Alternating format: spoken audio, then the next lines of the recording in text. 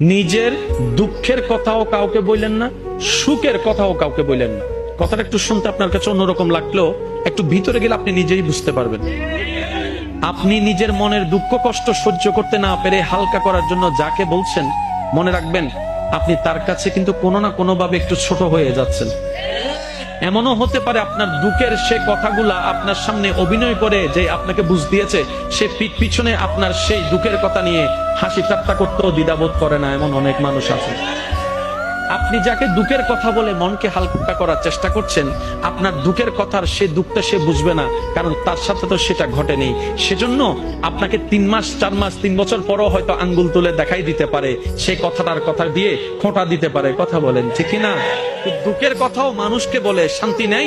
এবার আপনি বলবেন ভাইয়া সুখের কথা কেন বলবো না? আমি বলি কি ভাই, দুঃখের কথা শোনালে যেরকম মানুষ দাম দেয় না, সুখের